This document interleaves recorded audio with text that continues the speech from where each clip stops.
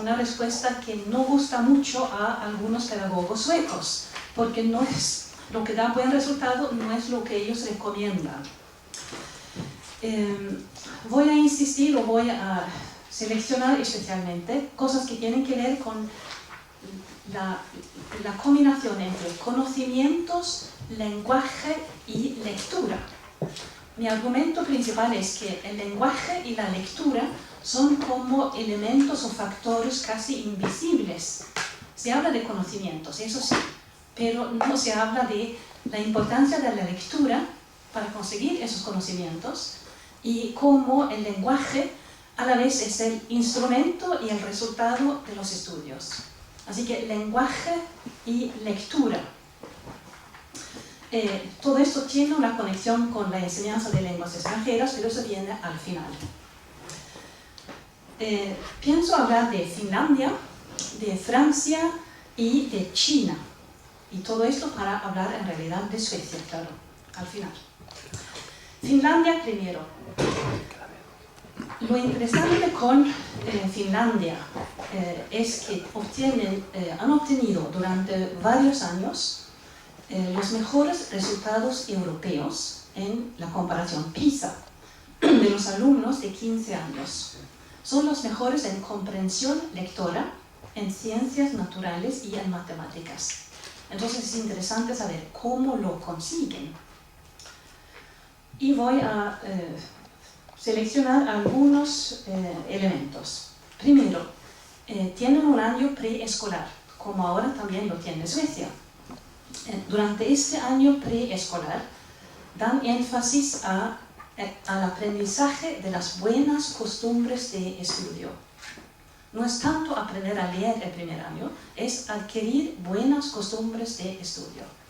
Como estar quieto en la silla, mantener bien las manos en la mesa, guardar sus cosas en el banco o en la mesa con cajón, escuchar atentamente a la maestra, dirigirse de manera cortés a la maestra o a los demás alumnos, así que comportarse como alumno.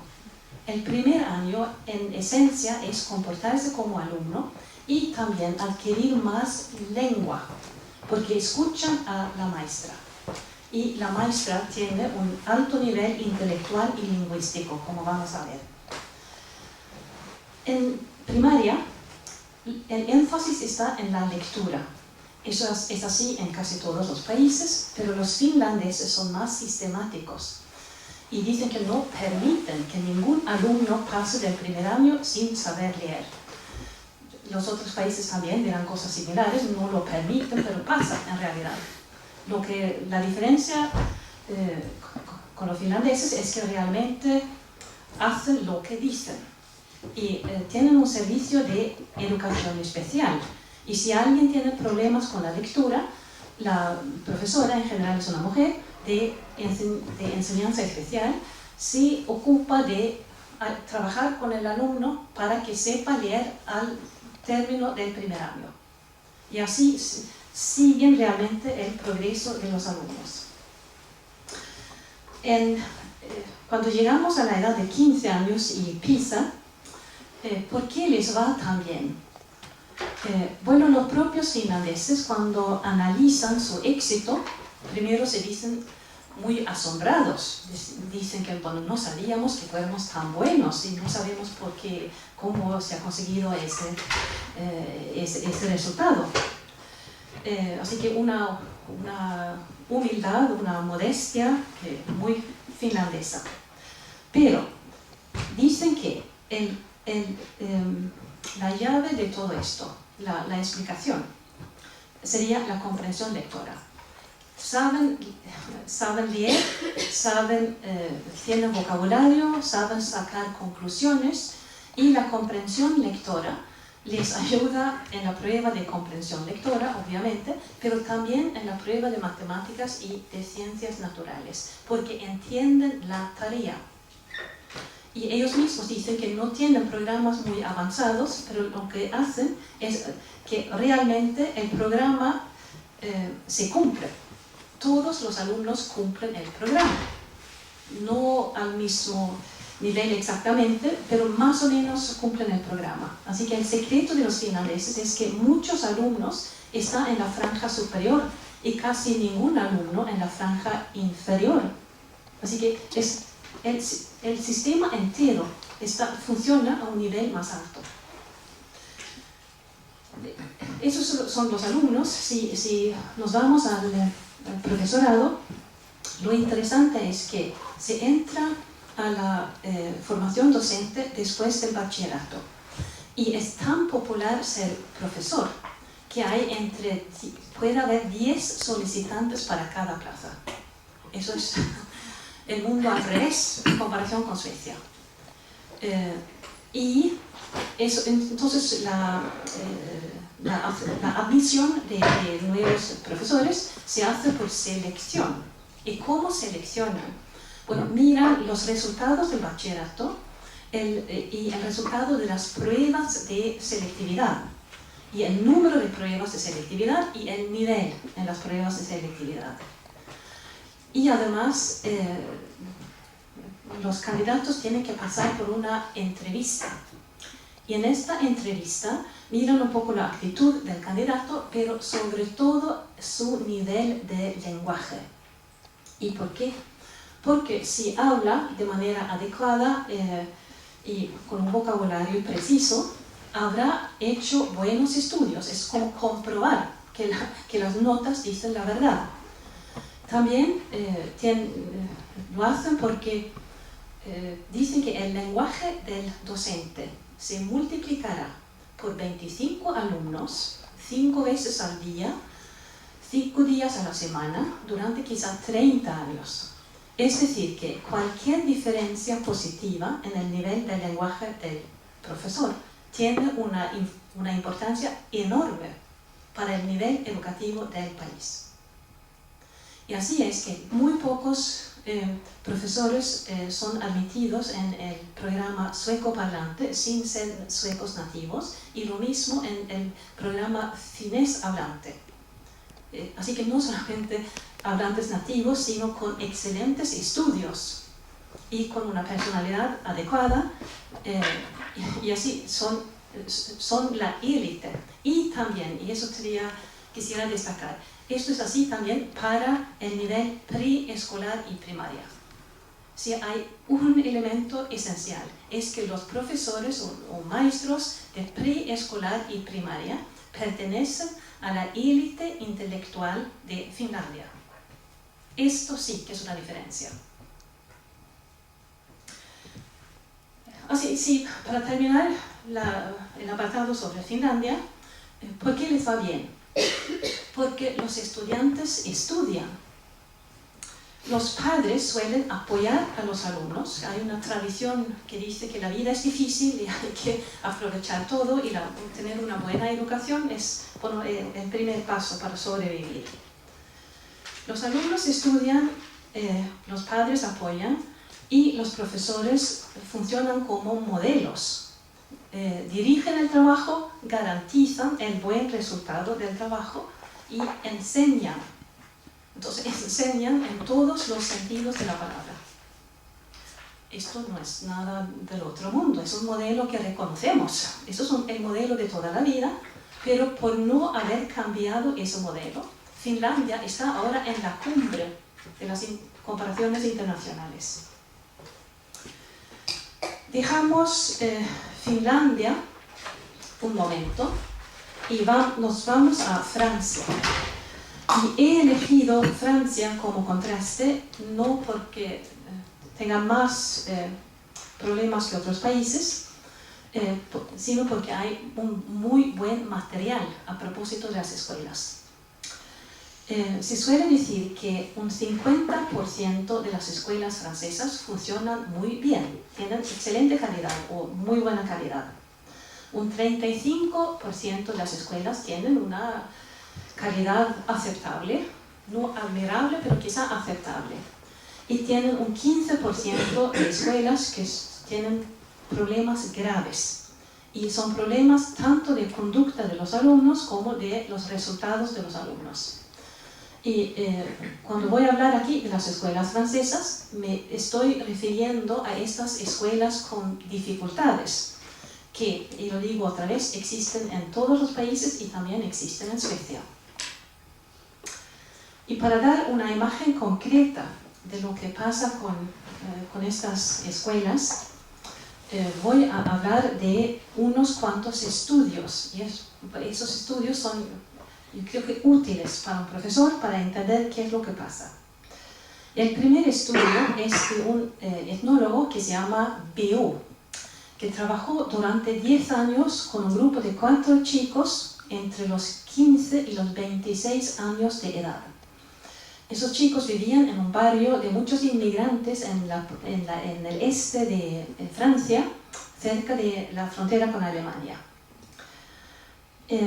Cuando los encuentra por primera vez están en la secundaria, en lo que se llamaría Högstadiet en Suecia y la ESO en España.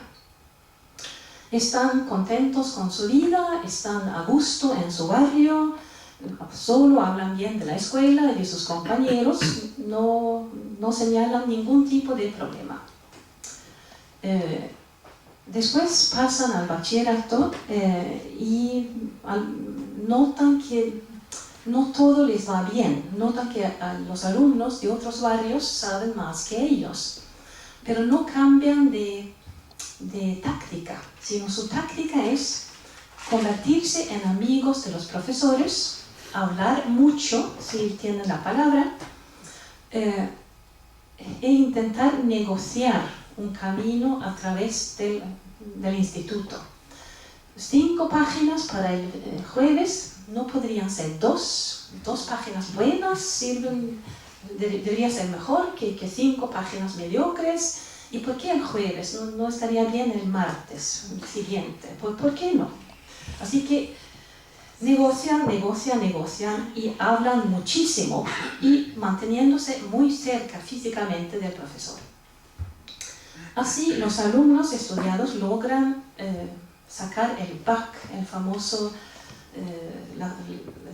examen francés de bachillerato, y hasta se inscriben en la universidad, pero ahí están absolutamente perdidos. No entienden lo que dicen los profesores. Afirman seriamente que los profesores hablan demasiado rápido. No han entendido que hay que comprar los libros o pedirlos prestados, no se les ocurre. No sacan una tarjeta de la biblioteca y dicen absolutamente serios que si uno aprueba un examen es solamente cuestión de suerte. Y entonces cuando el investigador llega a este punto, se da cuenta de que cuando piensa retrospectivamente, no los ha visto nunca con libros. Los conoce desde 10 años y no los ha visto nunca con libros. Tampoco, y eso se lo nota retrospectivamente, tampoco se han referido nunca a los contenidos de los libros. No se han referido nunca a lo que han aprendido en el colegio. Así que han pasado por el sistema francés de educación, que es un sistema de calidad, pero sin aprender. Y para resumir lo que dice Biot, dice que esos chicos no han entrado nunca en el mundo del libro. ¿Y cuáles son las consecuencias? Primero hay una consecuencia laboral, y es que no tienen méritos para casi ningún tipo de puesto de trabajo. Tienen una consecuencia social, y es que quedan como flotantes, no pertenecen a ningún lugar. Además hay consecuencias personales, y eso tiene que ver con su situación familiar. En general, en su casa, nunca han tenido que hacer tareas, esos son para las hermanas. Entonces, ni siquiera saben cocinar, no saben mantener un hogar, y ya que no tienen trabajo, tampoco pueden irse de casa, porque no pueden ganarse la vida. Y finalmente, tampoco son muy atractivos como esposos, ya que no pueden ni mantenerse a sí mismos, ¿cómo van a poder mantener a una esposa y a posibles hijos? Así que es absolutamente horrible el futuro que espera a esos chicos que no han entrado en el mundo del libro. Además dice que Los libros te dan conocimiento y así entiendes mejor el mundo. El libro te da lenguaje y así a través del lenguaje entiendes mejor el mundo. Y además, si lees libros de ficción, te tienes que colocar en el lugar de otras personas, de mujeres, de viejos, de enfermos, de niños, etc. Aprendes a ver el mundo desde diferentes perspectivas y así entiendes que tú no eres el centro del mundo. Y si no empiezan a leer, no tienen esa experiencia. Eso es Biot. Él es etnólogo y ni siquiera menciona la escuela, lo que la escuela hubiera podido hacer. Piensa que no es lo suyo. Un profesor de París, Bentolila, trabaja también con adolescentes a los que les va relativamente mal en el colegio y dice que el primer trabajo la primera tarea con un joven, con un niño, es una tarea de padres. Los padres abren las puertas de la cultura a través de sus conversaciones con el hijo. Y si los padres no hablan con sus hijos, les entrega así vocabulario, conocimiento sobre el mundo, una idea de cómo funciona la sociedad. La escuela no tiene una plataforma sobre la que puede construir. El primer paso pertenece a los padres. El profesor da un ejemplo de por qué es tan difícil entrar en el mundo del libro si uno no tiene vocabulario. Da el ejemplo del limonero.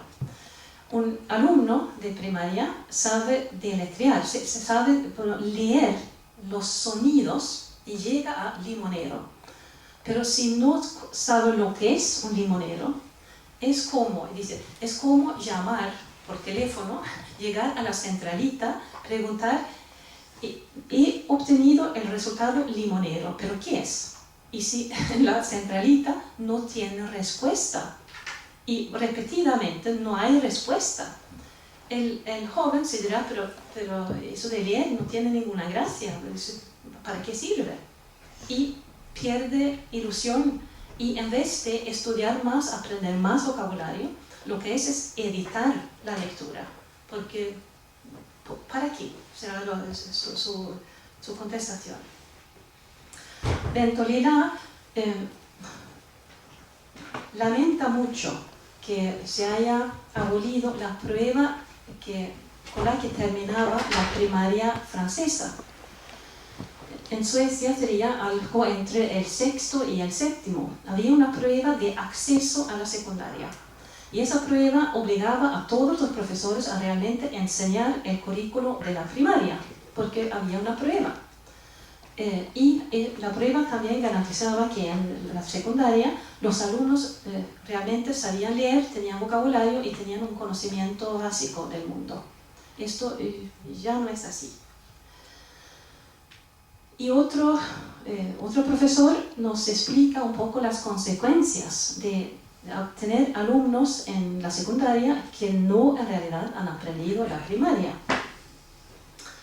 Es un profesor que se llama Roder, es relativamente joven, es profesor de Historia y Geografía en el Extrarradio de París. Y lo suyo es el espacio y el tiempo, y empieza con el espacio. Entonces, durante varios años seguidos ha preguntado a los alumnos de sus grupos de 14 años si este punto representa el centro de París. ¿Dónde está nuestro barrio? Y año tras año, la gran mayoría de los alumnos no saben dónde está su barrio. Así que en un sentido muy elemental, no saben dónde están. O podríamos decir que su territorio es un territorio muy limitado, realmente es el barrio, viven en el barrio y no conocen muy bien el resto del mundo. Les pregunto, ¿en qué dirección está Alemania, está Gran Bretaña? Los alumnos tienen ideas muy vagas. Entonces se intentó con la historia, cómo interesarlos por la historia. Intentó ser moderno y les pasó una película sobre la invasión de Normandía en el 44. Y después conversó con ellos. Y habían entendido que era una película de acción. Y sí, que había acción. Lo han entendido muy bien. Pero se daba cuenta de que para ellos no había diferencia entre si era algo que había sucedido o algo inventado. Y entonces el profesor intentó insistir mucho. Esto es historia, eso realmente pasó. Eso es uno de los eventos más importantes de la historia del siglo XX en Europa. Y sus alumnos le contestaron, ¿y qué? ¿Y qué? Esto es algo pasado, ahora no importa.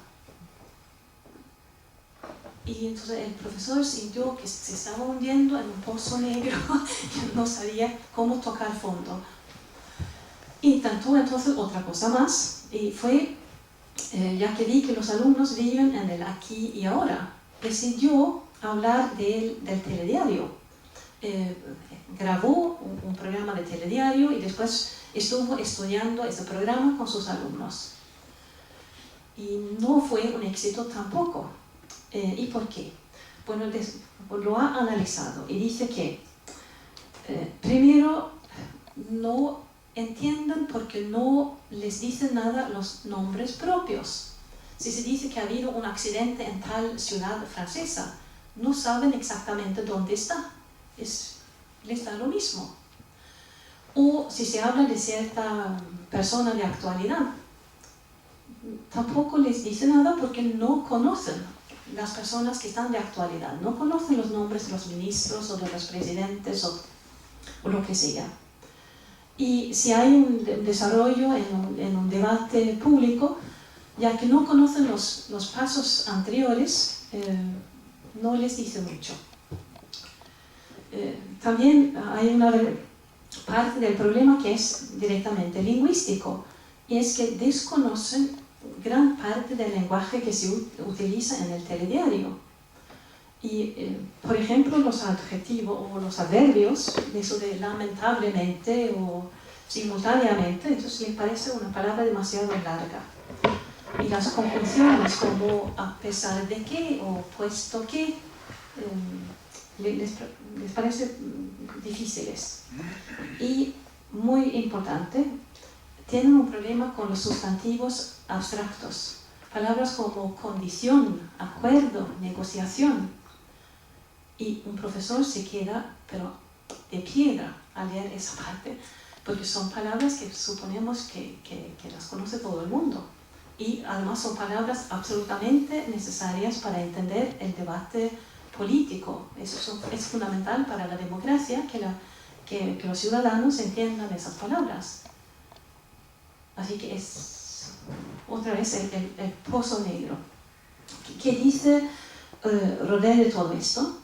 Bueno, dice lo mismo que Béot y que Ventolila, que si los alumnos no aprenden a leer bien el primer año, si no siguen acumulando vocabulario, si no siguen acumulando conocimientos sobre el mundo, y muy elementales como geografía e historia, es imposible que puedan estudiar en la secundaria y sacar provecho de la secundaria. Es absolutamente imposible. Y hay una señora, primero podía tomar Boamar. Hay un estudio muy conmovedor de un profesor de educación especial que trabaja con adolescentes del tipo que hemos visto también en París. Y trabaja con un grupo de quizás 4 o 5, 1 hora cada día y durante mucho tiempo. Y nota en ellos que hay como una falta de autocontrol. No han aprendido a estar sentados, a enfocar su atención en lo que se hace, un poco a dirigir su propio cuerpo, su propia atención. Y tienen un lenguaje muy sencillo del barrio, con mucha jerga, y y unos conocimientos que tampoco van más allá del barrio. Entonces nos cuenta su clase típica. Primero les lee durante 15 o 20 minutos algo terminado, un cuento, un capítulo, pero algo en principio terminado. Elige, eso de la lectura en voz alta, es para centrar su atención en el cuento, en el texto, comunicar con ellos a través de la voz humana, es más fácil que a través de la página, que ellos tengan una experiencia en común, que escuchando ellos pasan a formar parte de un grupo, solo por escuchar lo mismo. Elige textos de otros tiempos y otros lugares, porque dice que la vida cotidiana de esos alumnos es tan conflictiva, tan difícil, que necesitan un descanso de su vida diaria y les es más fácil escuchar algo lejano que aparentemente no tiene que ver con ellos.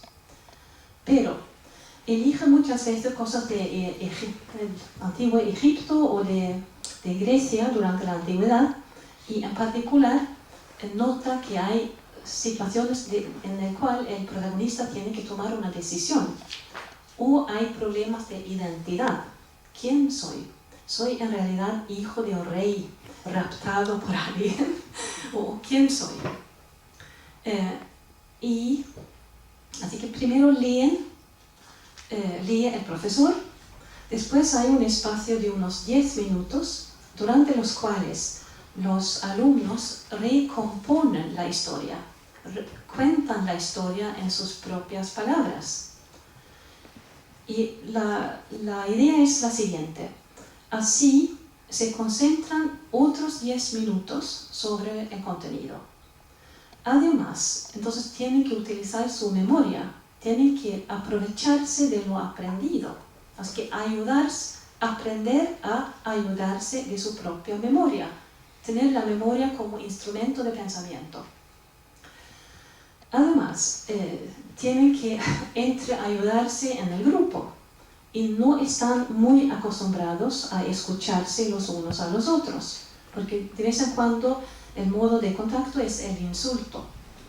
Entonces, escuchar a todos, aceptar que alguien pueda haber entendido más que tú mismo, es otro paso más en su desarrollo.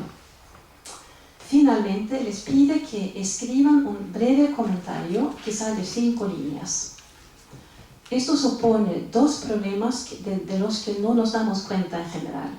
Y el primer problema es tener que decidir qué aspecto van a utilizar.